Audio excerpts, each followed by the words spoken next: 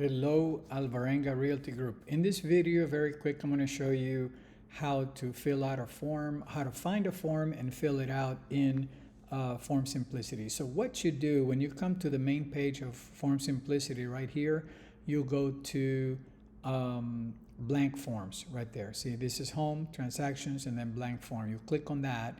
And after you click on here, you're going to see all the blank forms by all these boards here. Okay, whatever board you belong to, Florida, Miami, and all that. So here they are right here. Okay, that's plenty of them. So say, for instance, you have a buyer and you're going to write an as-is sales contract. So buyer contract. So you put as-is. And there it is, as is residential contract for sale, as is writer, and all that. So, in fact, we can just put here residential contract and see what comes up, okay? And there it is, 1, and there it is, 2. The one that we're using, that everybody's using, is this one, as is, because this other one is used usually for when the market, it's a seller's market. I mean, it's a buyer's market. There's a lot of property for sale, plenty of property for sale. The sellers are very motivated to sell the property. You use this one. Right now, we're using this one here, okay, the way the market is. So you click on that, okay, and then that's your blank form right there. It's a contract that has all these pages here. Probably 8 or 9 or something. Let me see how many there are. 11 of 12, sorry, 12 pages. So this is 12 of 12 right there. And that's it. How do you fill it out? You just click on the seller. You put the seller's name.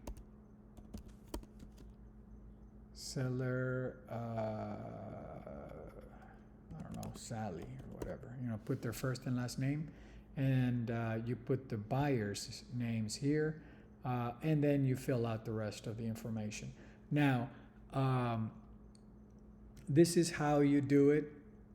I am not going to go through everything that you need to do here for this contract. Just slightly, I'll go briefly over it. So it says buyer, just put the buyer's name, buyer, Jones, whatever, first and last name. You put the property address here, all the details about the property there. If they are leaving, refrigerator, washer, and dryer usually are not built-in items, although you have to read this information here. I think refrigerator is included. Yeah, right there. So it's already included, so you don't have to put it on it, but you do have to put washer and dryer here if they are leaving the washer and dryer, okay? And okay, so that's that. And then here you put the purchase price. Let's say it's a property.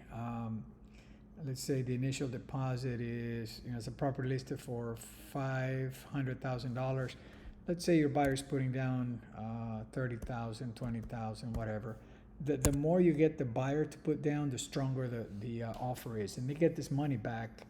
The buyer gets that money back at closing. Also, they get it back if they withdraw from this contract within an inspection time period. So the initial deposit goes here, 30,000, or whatever you can get. You don't want to get less than 10,000. You want to get as high as you can. So the purchase price, let's say, is $500,000. Okay. Here you put the title company information, which you find on the MLS sheet at the very bottom. It'll be there. You put all the information there. Financing, this is additional deposits, 0. Usually we put 0 on that. Here is financing. How much are they? It says here, financing expressed as a dollar amount or percentage loan amount.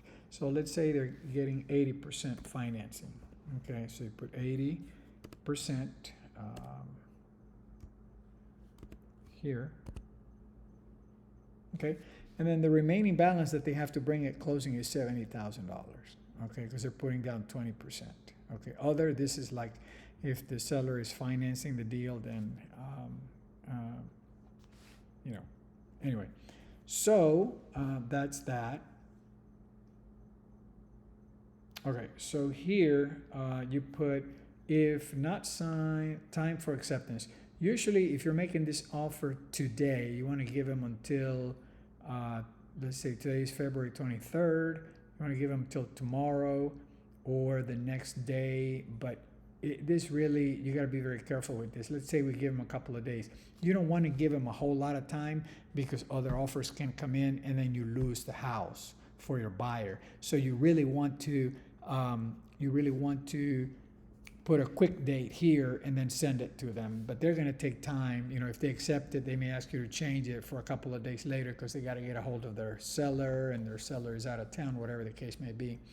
So the contract shall occur on the closing date.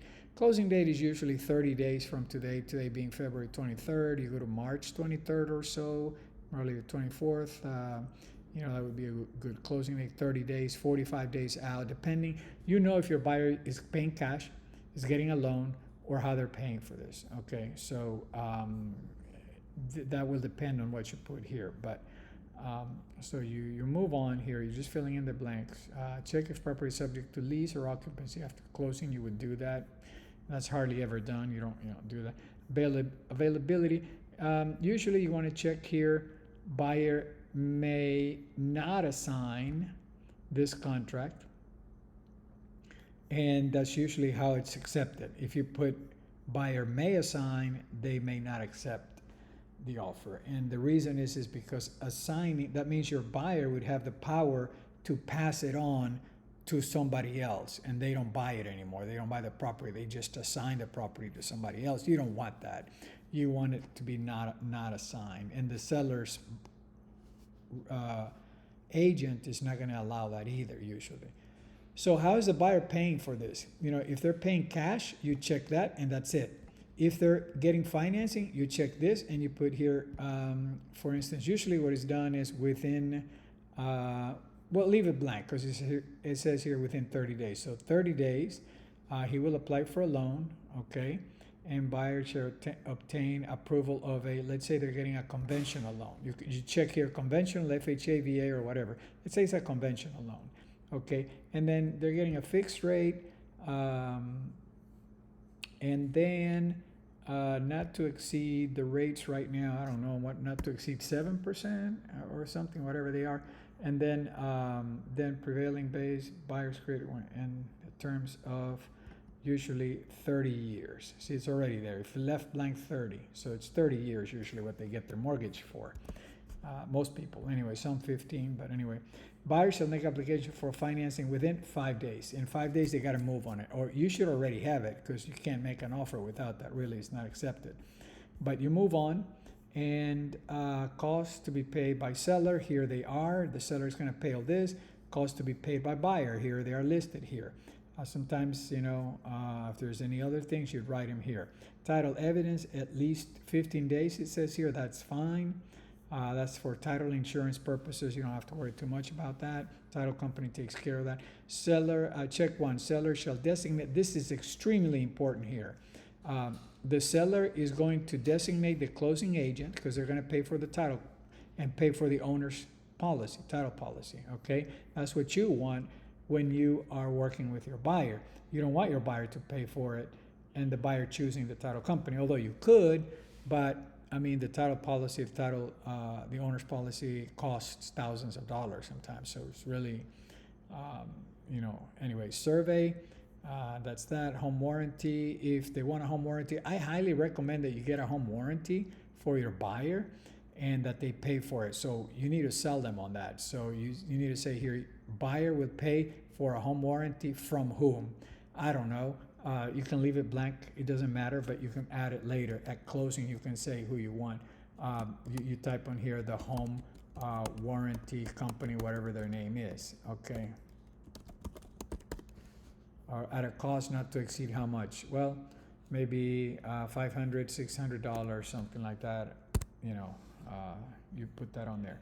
So If your buyer doesn't want it, too bad. You don't have to check all this, but I think it's important for them to get it because you got to sell them on the idea that for the first year that they live there, if anything breaks, AC, plumbing, electrical, heating, things like that, they'll be covered. Okay.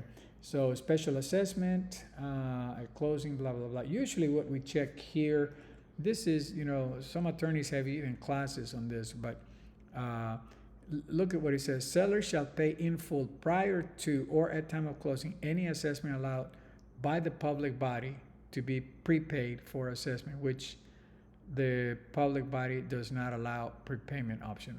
First one is seller shall pay installments due prior to closing, and buyer shall pay installments due after closing, installments prepaid or due for the year of closing. Okay, so this is just proration or special assessment.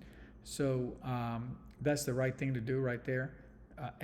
Just read through that. You'll understand it because I'm just going real quick through this. Read everything else. This says here, contact the delivery right notice to sell it within 20 days if left blank. That's fine. Just leave it that.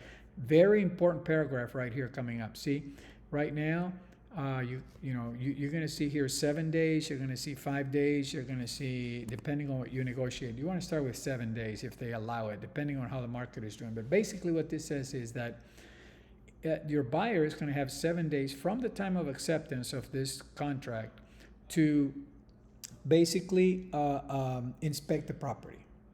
If they don't like what the inspector says, what the inspection says, they can withdraw the offer, they can cancel the contract, and then they get their earnest money back. They get their $30,000 back or whatever they put down for this, okay?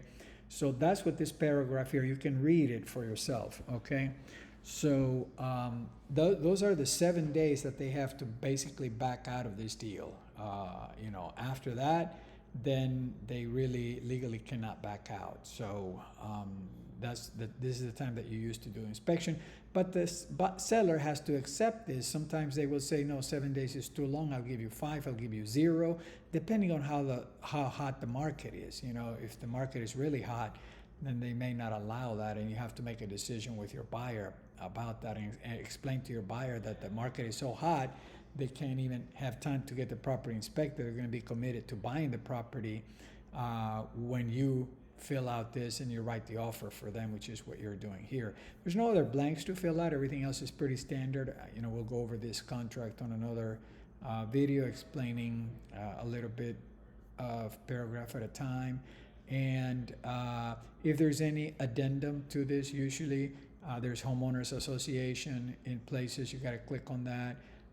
It may be a condominium writer.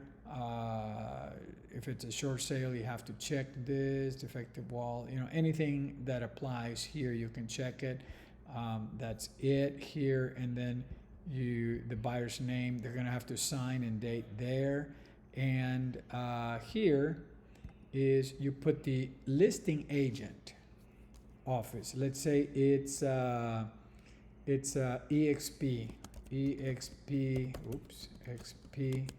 Realty something, okay? And cooperating broker. Oh, this is where the EXP is. I'm sorry. Again, I did the same thing. XP Realty.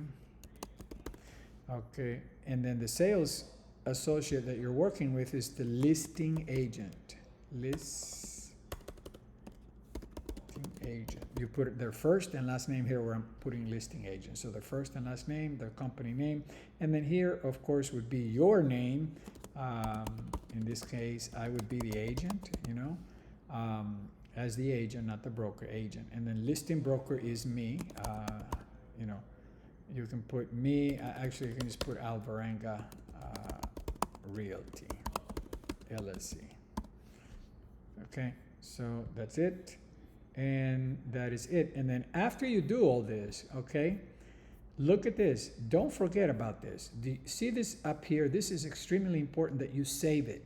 This thing does not save by itself. This is the way it's made. It's a real estate software, and it's not like Google where it saves stuff for you as you're typing. No, this, you have to save it. Click on saving it. Okay, now you got to give it a name. Okay, so new transaction, you put a name here, choose a name, I don't know, any name, transaction name, whatever it may be. See, it doesn't let you do it until you put a name there. So you can put the name of your buyers, okay, whoever your buyers were for this transaction. Who were they? Sellers, these people here, okay? So you put them there. So you're gonna create a new transaction. I don't know that you need it. Okay, seller Jones, whatever their name was, and whatever the other name was, you type it on there, and then you choose an address for this thing here, and then you can just click here, save form, and then your form is saved. Okay, and that now when you go home, your form should be there. And I think it's this one again. Somehow it changed it to that. Let me see. Let me go into it. Here it is. Is this the one we just did? Yes, it is. Okay, so here it is right here. Now you would have to e-sign it. You don't have to e-sign it because you're not the buyer. The buyer has to e-sign it. So you click on here and you start an e-signing session, as I have shown you in previous videos. And that's everything for this video. Thank you.